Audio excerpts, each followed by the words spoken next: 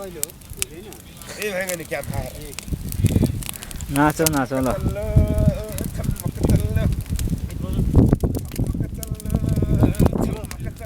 यहाँ त ठुलो सीमा मान्दै मान्दैन शिव मान्दै मान्दैन शिव मान्दै मान्दैन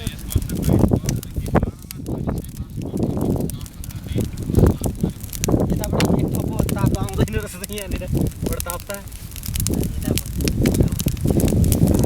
भनेको त साह्रै